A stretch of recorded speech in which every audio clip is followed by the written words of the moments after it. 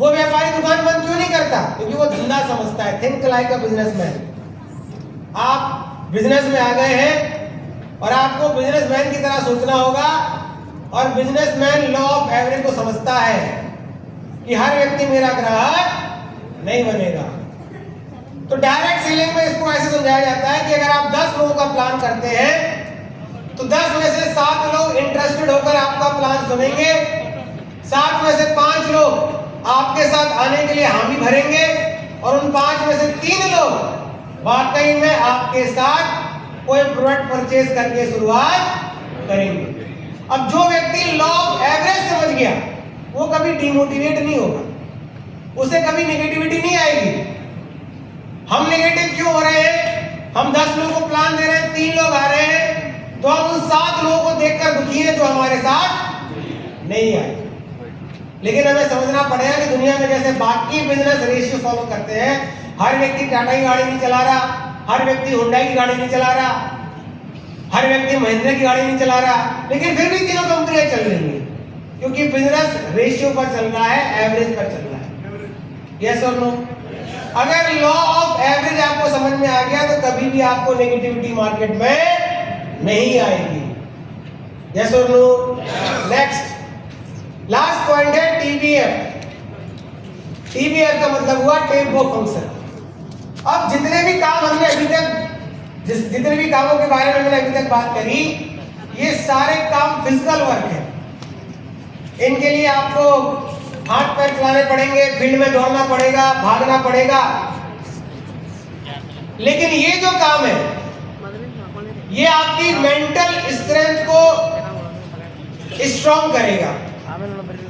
TBF एक ऐसा part है जो आपके दिमाग को मजबूत बनाता है, आपकी सोच को ताकतवर बनाता है। जैसे कंप्यूटर में अलग अलग पार्ट होते हैं, कीबोर्ड होता है, मॉनिटर होता है, माउस होता है। तो ये आपका कीबोर्ड है, ये आपका मॉनिटर है, ये आपका माउस है, आपकी जबान आपका माउस है। लेकिन इस सारी डिवाइस को कंट्रोल कौन करता है? सीपीयू। आप सीपीयू को कमांड देते हैं और जो कमांड सीपीयू को मिलती है वो आपको डेस्कटॉप पर दिखता है। यस और नो? तो आपके शरीर का सीपीयू क्या है? आपका दिमाग। यानी कि आपके शरीर को चलाने वाला, आपसे मेहनत कराने वाला, आपसे फिजिकल एक्टिविटी कराने वाला, आपको पॉजिटिव रखने वाला, आपको लगातार मेहनत करने के लिए मोटिवेट करने वाला कौन है? आपका दिमाग। और दुनिया में आप जितने भी सफल लोग देख रहे हैं वो दिमाग से मेहनत करते हैं। एक डॉक्टर ज्यादा मेहनत क्यों करता है? क्योंकि वो दिमाग से मेहनत करता है।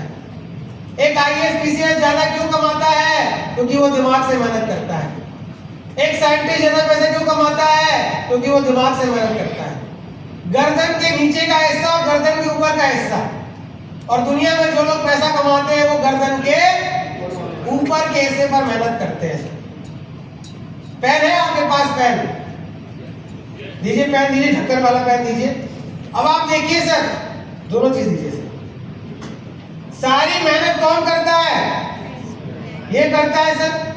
रगड़ता ये है, घिसता ये है, पकड़ के इसको रगड़ा जाता है। लेकिन दिन भर मेहनत करने के बाद ये ढक्कन इसके ऊपर लगकर इस पर राज करता है। ये सब लोग, यानी कि सर दुनिया में राज हमेशा वो लोग करते हैं जो ऊपर के हिस्से से काम करते हैं। अब प्रॉब्लम ये है सर कि हम जिस तरह के एनवायरनमेंट में रहे हैं वहां पर हमें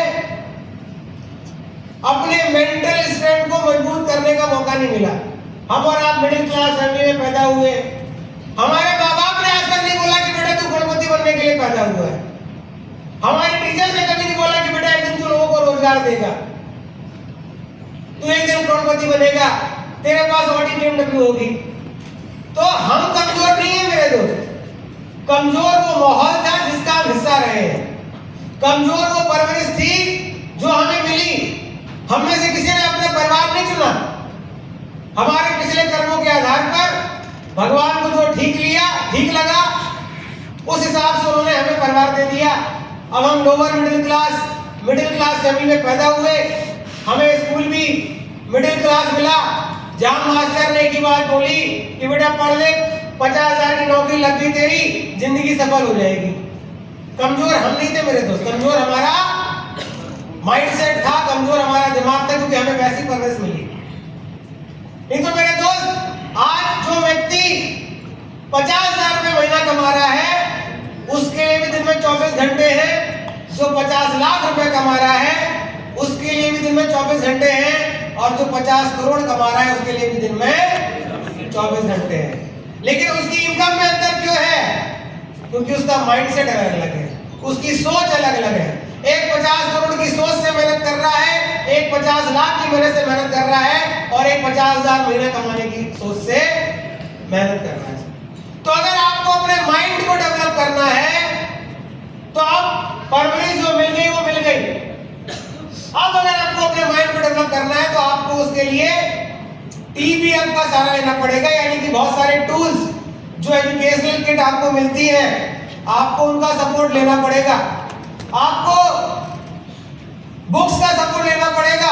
बहुत सारी किताबें आपके अप्लायंस जो रिकमेंड करते हैं, मुझे पता है लोगों को पढ़ने की आदत नहीं होती है, लेकिन मेरे दोस्त, अगर आप जैसे पहले थे वैसे आज रहेंगे, तो जितना पहले कमाते थे उतना ही आज भी कमाएंगे।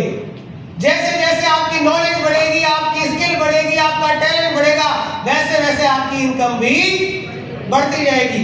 एक MBBS 70,000 रुपए कमाता है, वो अपने टैलेंट स्किल को बढ़ाकर MD करता है, उसकी इनकम 1 लाख रुपए महीना हो जाती है। वो अपनी टैलेंट, अपनी नॉलेज को बढ़ाता है, MCH करता है, वो 1.5 लाख रुपए महीना कमाना शुरू कर देता है। जैसे जैसे नॉलेज बढ़ेगी, वैसे वैसे इनकम भी बढ़ती जाएगी। Next, functions, attend all functions of your system and company. यानी कि मेरे दोस्त, आपको कभी भी इस तरह की एक्टिविटीज में आने का मौका मिलता है, इस तरह के प्रोग्राम में आने का मौका मिलता है, जहां पर आपको खुद को अपडेट करने का मौका मिलता है, कुछ नया जानने का मौका मिलता है, कुछ नई स्किल्स डेवलप करने का मौका मिलता है, तो आपको हमेशा, चाहे काम चले या ना चले, बिजनेस स्लो चले या फास्ट चले, हमेशा कंपनी के माध्यम से और अप्लायंस के माध्यम से जो एक्टिविटीज कराई जा रही हैं, उसमें हमेशा आपको पार्टिसिपेट करना चाहिए। लेकिन डायरेक्ट सेलिंग में उल्टा होता है। हमारा बच्चा 8वीं में पढ़ता है, अगर वो फिजिक्स में फेल हो गया तो हम क्या करते हैं? ट्यूशन लगवाते हैं उसका, यस सर लोग, उसको फिजिक्स में और मेहनत करने के लिए बोलते हैं, ये उसकी पढ़ाई छुड़वा देते हैं, ये तेरे बस का नहीं, छोड़ दे। क्या करते हैं सर? ट्यूशन लगवाते हैं ना, और मेहनत करने के लिए बोलते हैं, कोई बात नहीं बेटा, अगले साल फिजिक्स में और मेहनत करना। डायरेक्ट सेलिंग में उल्टा होता है। यहाँ पर कोई फेल हो जाए तो वो और मेहनत नहीं करता, अपलाइन का गाइडलाइन नहीं लेता, वो बिजनेस ही छोड़ देता है। यानी कि दुनिया में हर जगह जिस काम में हम फेल हो जाते हैं, उस काम में हम सुधार करते हैं, अपनी नॉलेज को बढ़ाते हैं, लेकिन डायरेक्ट सेलिंग में हम वो नहीं करते। अगर धंधा नहीं चल रहा है तो ट्रेनिंग में नहीं आएंगे, सेमिनार में नहीं आएंगे, क्योंकि सर हमारा बिजनेस तो चल ही नहीं रहा है। यस और नो? आप मुझे बताइए, ट्रेनिंग सेमिनार की जरूरत ज्यादा कब है? जब बिजनेस चल रहा हो तब, या जब बिजनेस ना चल रहा हो तब? और हम करते क्या है सर? नहीं चल रहा है तो अप्लाई से बात करना बंद कर देंगे, ट्रेनिंग में आना छोड़ देंगे, सेमिनार में आना छोड़ देंगे। यस और नो? तो आपको इन बातों को फॉलो करना होगा अगर आपको डायरेक्ट सेलिंग में परमानेंट सक्सेस चाहिए। तो नेक्स्ट जो आखिरी पॉइंट है sir, generate 100% users of your product, जिसके बारे में हम बात कर रहे थे। Everybody is not a dreamer, तो don't sell dreams to them, sell product and make consumer, one day your consumer will be your networker. मतलब ये क्या बोल रहा है कि दुनिया में हर आदमी करोड़पति नहीं बनना चाहता, दुनिया में हर आदमी सफल नहीं बनना चाहता, हर आदमी के बड़े सपने नहीं है। तो हर आदमी को आप डिस्ट्रीब्यूटर बनाने की कोशिश मत करिए सर। हर व्यक्ति करोड़पति नहीं बनेगा, हर व्यक्ति डायमंड नहीं बनेगा, लेकिन हर व्यक्ति आपका मसाला यूज कर सकता है, हर व्यक्ति आपका साबुन यूज कर सकता है, हर व्यक्ति आपका डेंटोडॉग यूज कर सकता है, क्योंकि ये डेली यूज के प्रोडक्ट है। यस और नो? तो हर व्यक्ति डिस्ट्रीब्यूटर नहीं बनेगा, वहां पर आपका रेशियो काम करेगा 10 में 3 का, लेकिन आपका हर व्यक्ति यूजर बन सकता है। तो आप कोशिश करिए, आप किसी घर में गए हैं, बंदा जुड़ने को तैयार नहीं है, 100 एसपी का प्रोडक्ट लेने को तैयार नहीं है, लेकिन कोशिश करिए कि आप उसको कम से कम यूजर बनाकर जरूर रहिए कि सर हो सकता है मेरी बात जो मैं बता रहा हूं वो मैं समझाने में समर्थ ना हूं, लेकिन सर मैं जरूर चाहूंगा सर, हमने दुनिया का नंबर 1 बेस्ट नेटवर्क बनाया है सर, और सर आप इसको एक बार यूज करके देखिए सर, आपको हमारे प्रोडक्ट की क्वालिटी समझ में आ जाएगी सर, बाकी काम होना नहीं होना तो बात की बात है सर। 500 बेचकर आ जाइए, साबुन बेचकर आ जाइए, उसका फायदा क्या होगा? आपने किसी को डेंटोडॉक दिया, 3 दिन बाद आप उसका फीडबैक लेने के लिए फोन करोगे, फीडबैक पॉजिटिव आया, दोबारा मिलकर उसको दोबारा प्लान का इंपॉर्टेंस समझा सकते हो, यानी कि उसकी कनेक्टिविटी आपसे बनी रहेगी, रिलेशन आपका उससे बना रहेगा। भले ही आपने कुछ प्रॉफिट फर्स्ट मीटिंग में नहीं कमाया, डेंटोडॉक बेच के 20 रुपए आपने कमाए, 30 रुपए कमाए, उससे सारा तेल जला दिया आपने, लेकिन हर व्यक्ति एक मीटिंग में नेटवर्क का डिस्ट्रीब्यूटर नहीं बनता मेरे दोस्त, लेकिन यूजर हर व्यक्ति बन सकता है, और एक दिन आपका यूजर डिस्ट्रीब्यूटर बन जाएगा। यस और नो? तो अपने बैग में हमेशा जो छोटे प्रोडक्ट है, जैसे डेंटोडॉक है, बाथवेदा है, पंचतुलसी है, जितने भी छोटे इम्यूनो ड्रॉप है, मसाले हैं, हमेशा अपने बैग में इन प्रोडक्ट्स को लेकर चलिए। हम लोग हमेशा अपने बिजनेस बैग में एक छोटे छोटे डेमो प्रोडक्ट लेकर चलते थे, और अगर कोई व्यक्ति नहीं ज्वाइन हो रहा है, बोला सर सोच के बताएंगे, देख कर बताएंगे, बीबी से पूछेंगे, माँ से पूछेंगे, वो जुड़े ना जुड़े, हम एक ना एक प्रोडक्ट से बेचकर जरूर आते थे। यस और नो? जिसने आपका पंचतुलसी यूज किया, उसे प्रोडक्ट अच्छा लगा, 3 महीने बाद उसे बीपी निकला, उसे याद आ जाएगा कि यार सर आए थे, उन्होंने बताया था कि बीपी का प्रोडक्ट बहुत अच्छा है उनके पास, इनका पंचतुलसी यूज किया, इसकी क्वालिटी अच्छी है, तो उनके बीपी के प्रोडक्ट की क्वालिटी भी बढ़िया होगी। आपने देखा है एप्पल फोन अगर आप यूज करेंगे तो एप्पल एक इकोसिस्टम बनाता है। पहले आप आईफोन लेंगे, अब अगर आपको एप्पल वॉच लेनी है तो उसके लिए आपके पास आईफोन होना जरूरी है, बिना आईफोन के एप्पल वॉच काम नहीं करेगी। अब आपको इसके कनेक्टिविटी के एयरफोन चाहिए तो आपको एयरपोर्ट यूज करने पड़ेंगे।